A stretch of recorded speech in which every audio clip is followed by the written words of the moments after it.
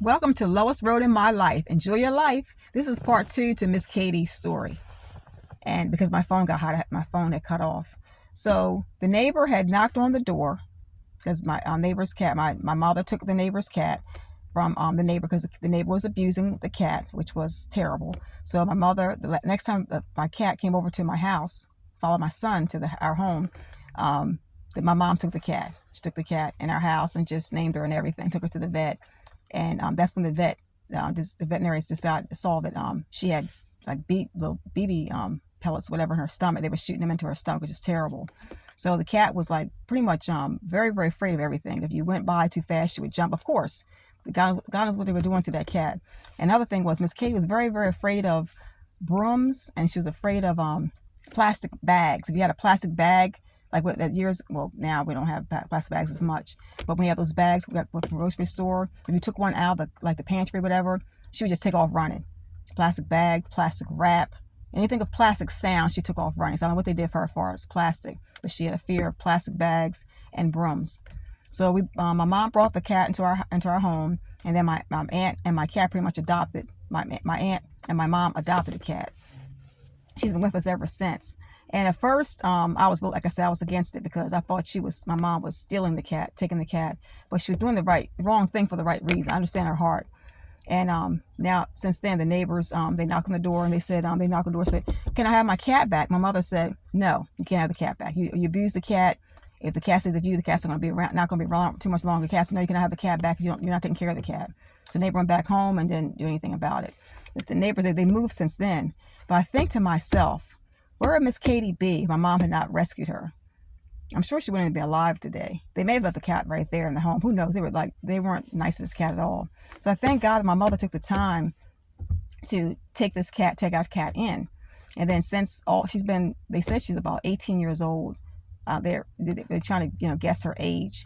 If they said 18, everyone's saying different numbers. But I know she's very old, but she looks like a spring chicken.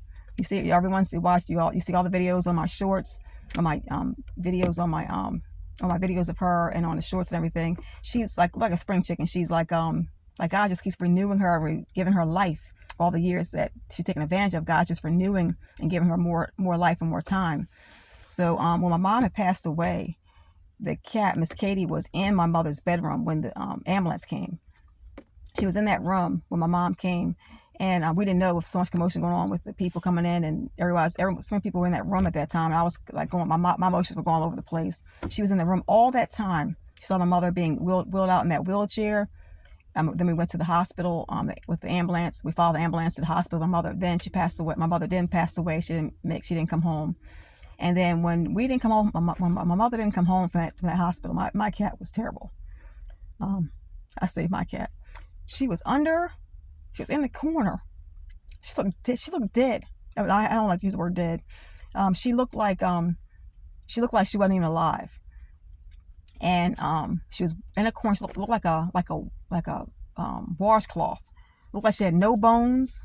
Her body was just like a rag. She had no life in her eyes. Her eyes looked like they were kind of like, I can't describe her eyes. They were like sunken in or big, and her eyes looked like terrible. And my aunt, who's with me, came back with us from the hospital. My aunt was with me, and I didn't know what to do.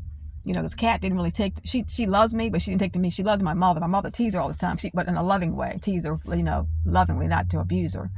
And she loved my mother. And then of course, she loved my son. So when I came back from the hospital, when we got back from the hospital, my aunt, and my son were with me in the room. All three of us saw Miss Katie up there in that corner. She would not come out. We kept calling Miss Katie, and she wouldn't even move. She wasn't breathing. She had no life in her.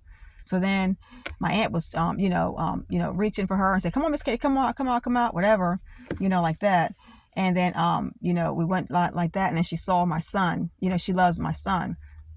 And then eventually, she came out with my son. She came out. She saw, it was safe.